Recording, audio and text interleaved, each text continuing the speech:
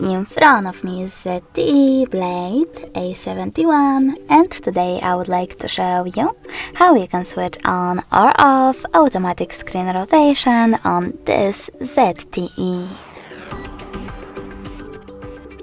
Firstly, you need to access Tab menu and look for Auto Rotate shortcut. When you find it, click on it.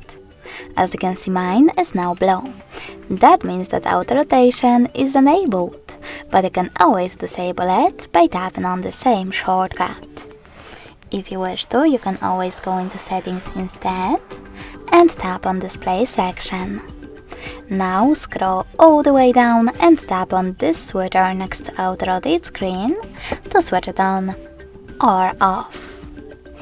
Thanks so much for watching. If you enjoyed this video, leave a like, comment and subscribe. Bye!